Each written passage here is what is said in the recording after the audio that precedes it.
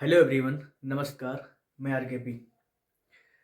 तो आज से हम स्टार्ट करते हैं एक नई शुरुआत 2027 क्लास 12th बोर्ड एग्जाम के लिए। इस बार कुछ तैयारी हम इस तरह से करेंगे कि हम सिर्फ बोर्ड एग्जाम को लेकर ही नहीं चलेंगे, बल्कि अगर जो बच्चे आगे प्रिपरेशन करना चाहते हैं उनके लिए भी ये क्लास जितना आज यहाँ पढ़ाएंगे, हम जितनी क्लासेस लेंगे, हम सब कुछ उन बच्चों के लिए भी इम्पोर्टेंट रहेगा जो आगे चल के कुछ पढ़ाई करना चाहते हैं। बस मैं आप लोगों से एक ही चीज़ कहना चाहता हूँ कि आप लोग हमारा साथ दीजिए और हम आपका साथ देंगे। जब तक क्लास चलेगी तब तक आप लोग कॉपी और पेन लेकर जरूर बैठिएगा, क्योंकि जितना चीज़ यहाँ लिखवाया जाएगा आप लोग अपनी कॉपी में जरूर लिखिए। ठीक है, तो हम आज से स्टार्ट करते हैं अपना नए लक्ष्य की शुरुआत। ठीक है, तो चलिए देखते हैं। हाँ, पहली बार बता दूं आपको, हम स्टार्ट करने वाले हैं केमिस्ट्री। ठीक है, स्टार्ट करने वाले हैं केमिस्ट्री।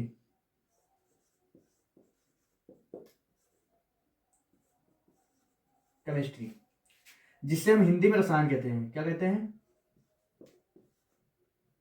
रसायन। ठीक है, अगर बात करें ना तो रसायन जो है उसे 3 पार्ट में डिवाइड किया गया। कितने भी? इसको 3 पार्ट में डिवाइड किया गया है। 3 पार्ट में। एक तो है आपका फिजिकल केमिस्ट्री। Physical chemistry. ठीक है, दूसरा है आपका ऑर्गेनिक केमिस्ट्री।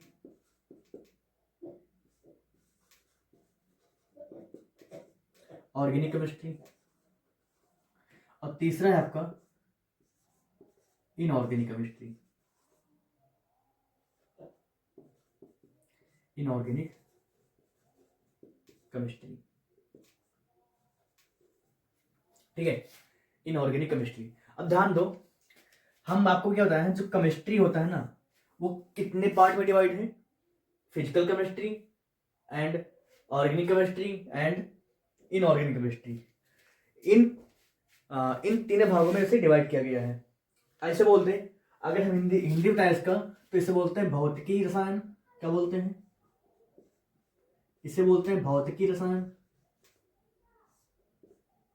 भौतिकी रसायन। इसे कहते हैं कार्बनिक रसायन। कार्बनिक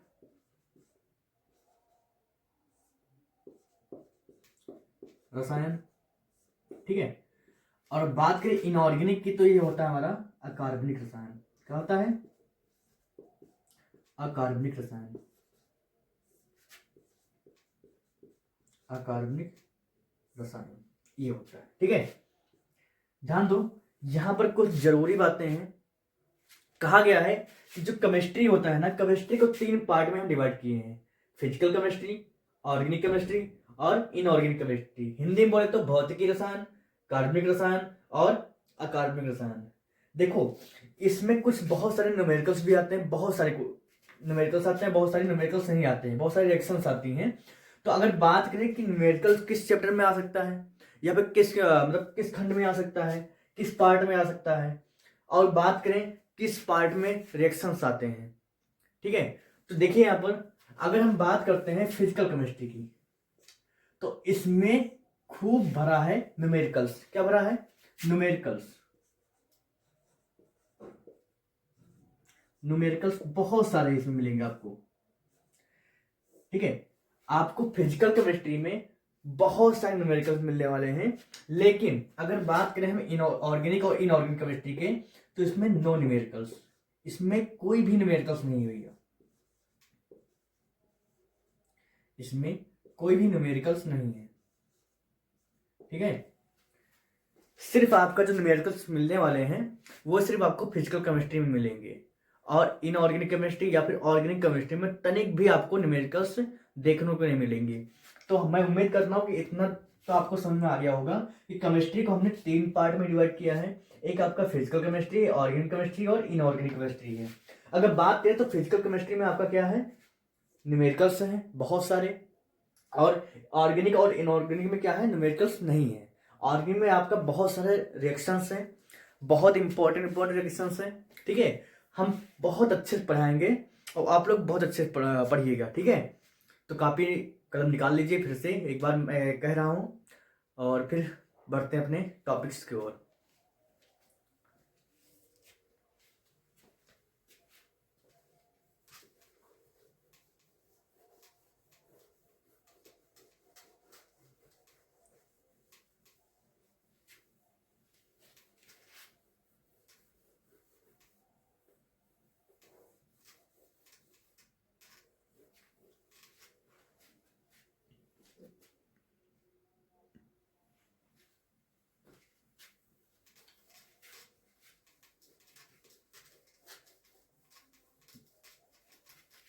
चलिए देखते हैं। अगर मैं बात करूं class 12th chemistry chapter number 1 की, तो वो आपका बिलियन है, सॉल्यूशन, ठीक है। क्या चीज है, सॉल्यूशन।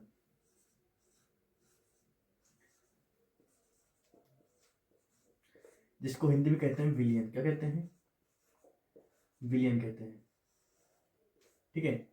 अब ध्यान दो, विलियन किसको नहीं पता, आखिर किसको नहीं पता विलियन, विलियन है क्या। विलियन नाम से ही आपको क्लियर हो रहा है कि किसी पदार्थ को आपस में मिक्स करते हैं तो एक विलियन तैयार होता है। लेकिन जिस तरह से हम बोल रहे हैं, इसको डिफाइन इस तरह से हम नहीं करेंगे, और ना रियलिटी में ऐसा होता है। क्यों भैया, क्यों रियलिटी में नहीं होता है? क्योंकि अगर हम बोल दें कि दो पदार्थों को मिक्स कर और उसमें असमांगी पदार्थ आ गया तो प्रॉब्लम होगी ना। लेकिन अगर हम इसको ऐसे डिफाइन करें कि जब हम दो या दो से अधिक पदार्थों को, या फिर ऐसे बोल दो जब हम दो या दो से अधिक समांगी मिश्रण को, अगर ऐसे समझना तो ऐसे भी कर सकते हो, जब हम दो या दो से अधिक पदार्थों को मिक्स करके एक समांगी मिश्रण बनाते हैं तो उससे हम क्या कहते हैं, विलयन कहते हैं। कैसे भैया, देखो यहां पर, जैसे मान लो हमारे पास एक गिलास जल है, एक गिलास जल है, और एक हमारे पास कटोरी में चीनी है, शक्कर। ये आपका जल है और ये शक्कर है, ठीक है। जब हम क्या करते हैं, इस शक्कर को उठा के इस गिलास में डालते हैं तो हमें शक्कर और जल का एक मिश्रण प्राप्त होता है।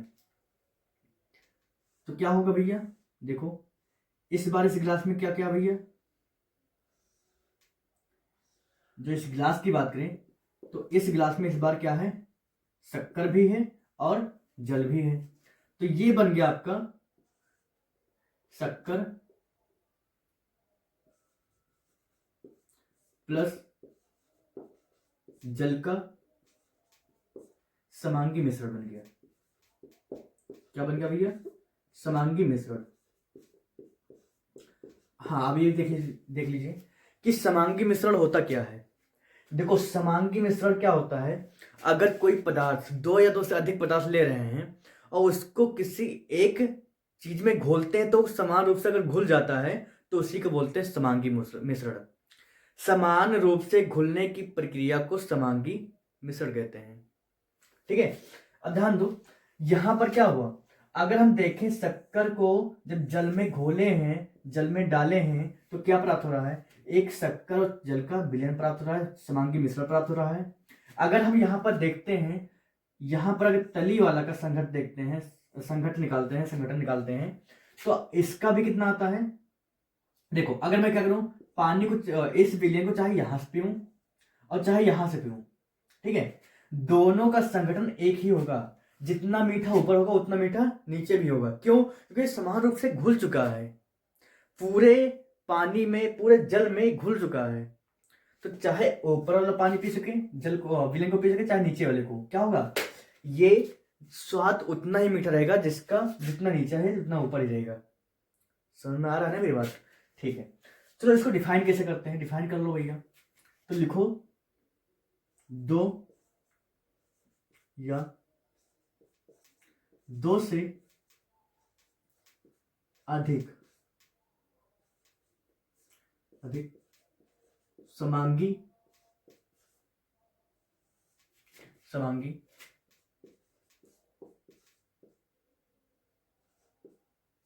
मिश्रण को, सॉरी 1 मिनट, 2 या 2 से अधिक पदार्थों के समांगी मिश्रण को, पदार्थों के समांगी मिश्रण को,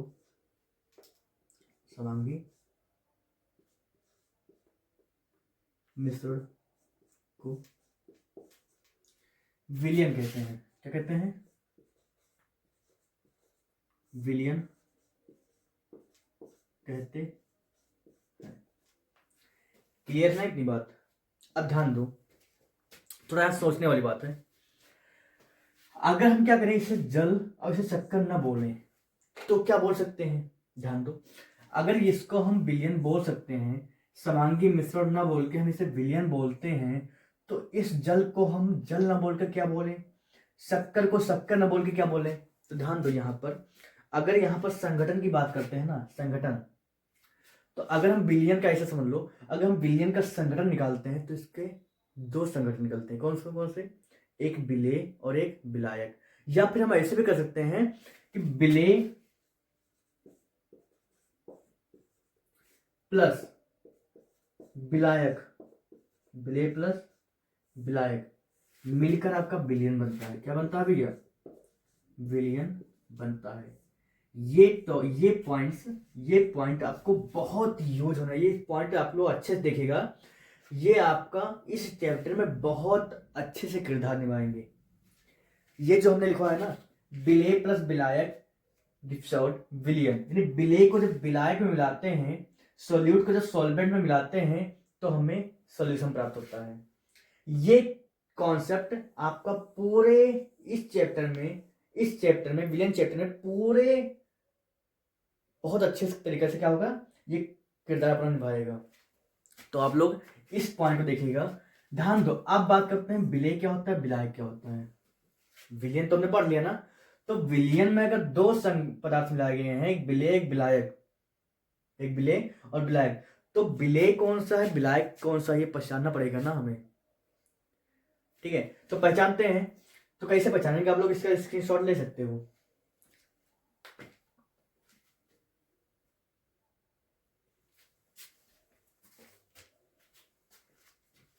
चलिए अब देखते हैं जरा,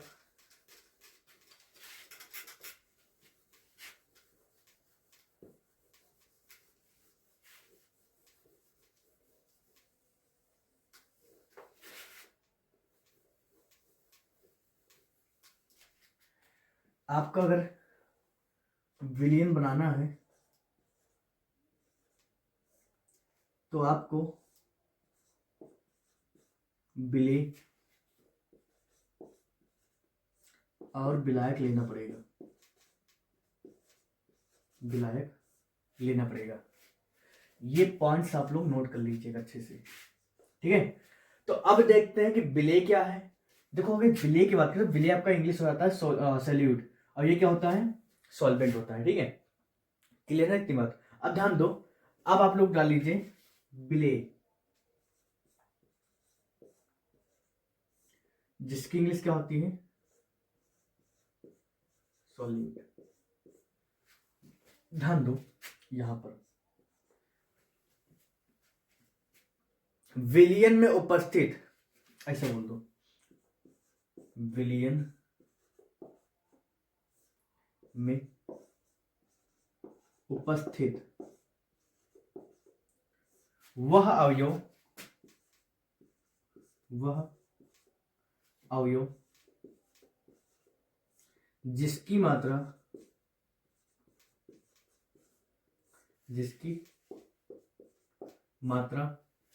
कम होती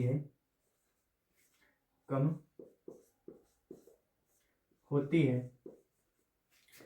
क्या कहलाता है, विलेय कहलाता है, विलेय कहलाता है, कहलाता है। ठीक है, अगर कोई विलयन है तो उसमें हमेशा विलय की मात्रा कम ही होगी और विलायक की मात्रा क्या होगी, अधिक होगी। तो विलायक भी आप लोग कर लीजिए, विलायक, विलायक जिसे बोलते हैं क्या, सॉल्वेंट। ठीक है, ध्यान दो, विलयन में उपस्थित, विलयन में उपस्थित वह अवयव या वह अवयव जिसकी मात्रा, जिसकी मात्रा अधिक होती है या सर्वाधिक होती है, सर्वाधिक होती है, उसे विलायक कहते हैं, विलायक कहते हैं। ठीक है, इतनी बात क्लियर हुई ना। मैंने क्या बोला, मैंने आपसे बोला कि विलयन क्या होता है, मैंने आपको विलयन बहुत अच्छे समझाया कि दो या दो से अधिक पदार्थों का समांगी मिश्रण विलयन कहलाता है। अब समांगी मिश्रण क्या है, कि वे पदार्थ जो एक दूसरे में समान रूप से घुल जाएं, एक दूसरे में बोल रहे किसी विलायक में समान रूप से क्या हो, घुल जाएं, तो उसे बोलते हैं समांगी मिश्रण। क्लियर? ठीक है, अब देखते हैं, अगर बात करें विलयन के अवयव की, तो विलयन में दो अवयव उपस्थित होते हैं, एक विलेय एक विलायक। क्या होता है, एक विलेय एक विलायक। तो विलेय क्या होता है, विलायक क्या होता है, इसके बारे में जान लेते हैं। विलेय क्या होता है, विलयन में अगर जिसकी मात्रा कम है, जिसकी भी कम है, वो आपका विलेय कहलाएगा। और विलयन में अगर जिसकी मात्रा सबसे अधिक है, वो क्या कहलाएगा, विलायक कहलाएगा। तो ठीक है, अब देखिए यहां पर जरा,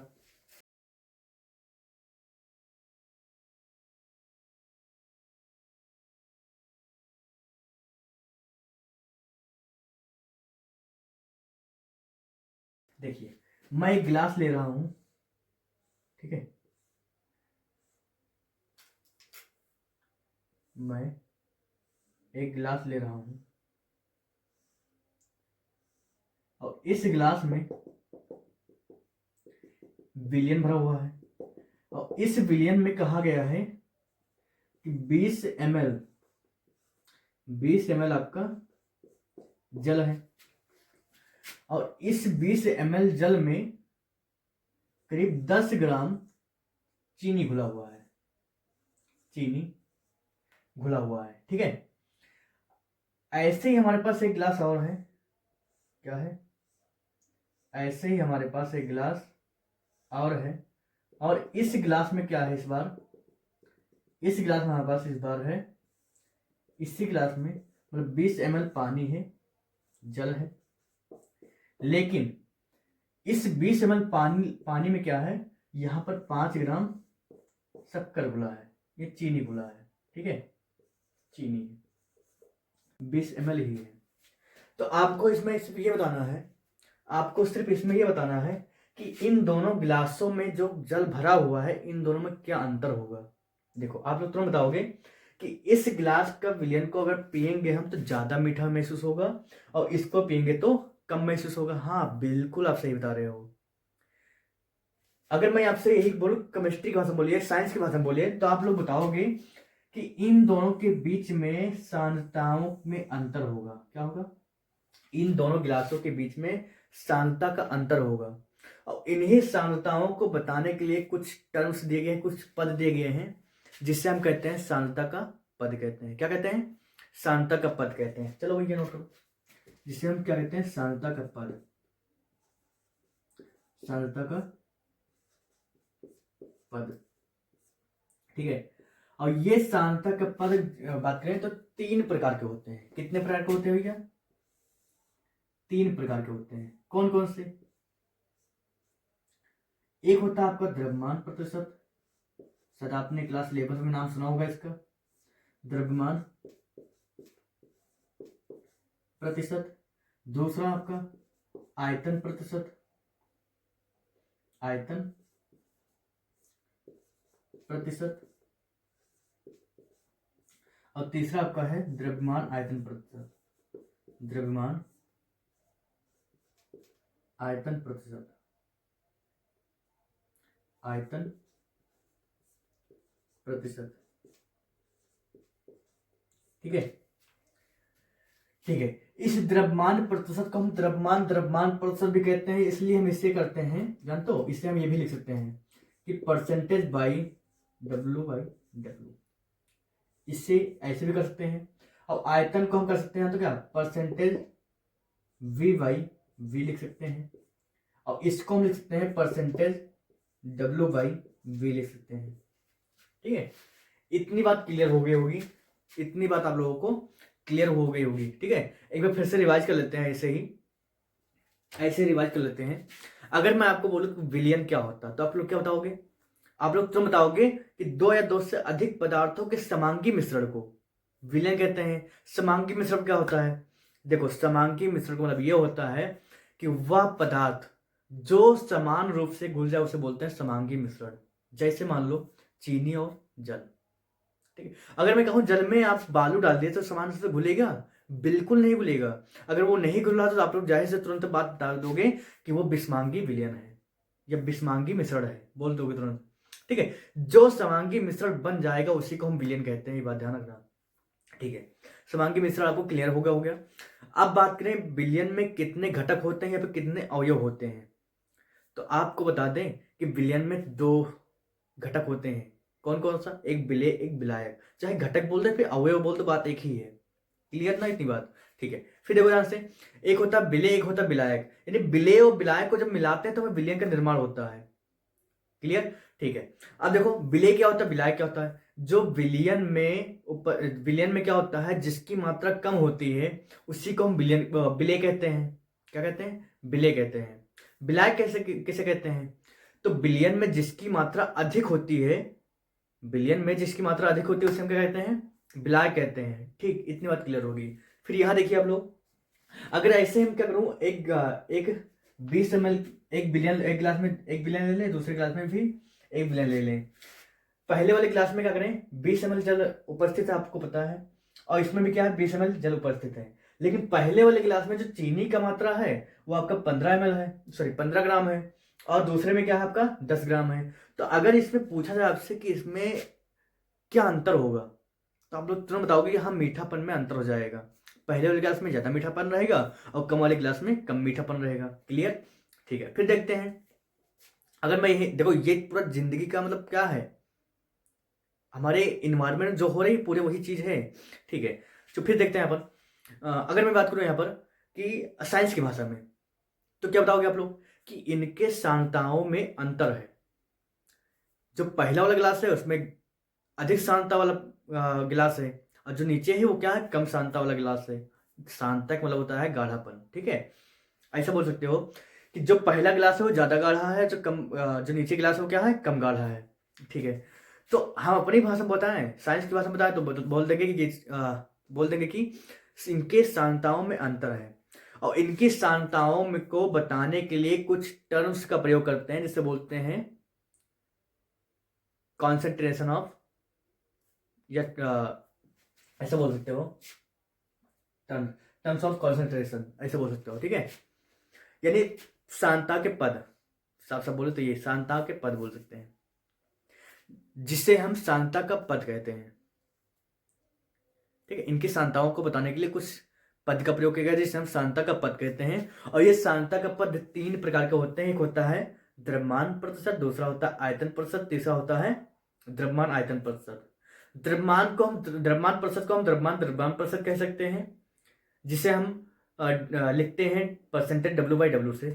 ठीक है, अगर बात करें कि जो आयतन प्रतिशत होता है उसको क्या किससे लिखते हैं, तो आयतन प्रतिशत को हम आयतन प्रतिशत के रूप में लिख सकते हैं, जिससे हम परसेंटेज वॉल्यूम लिख सकते हैं, यानी परसेंटेज V/V लिख सकते हैं। ठीक है, अगर वही मैं बात करूं इसकी द्रव्यमान आयतन प्रतिशत की, द्रव्यमान आयतन प्रतिशत को हम लिखते हैं तो किससे, परसेंटेज W/V से लिखते हैं।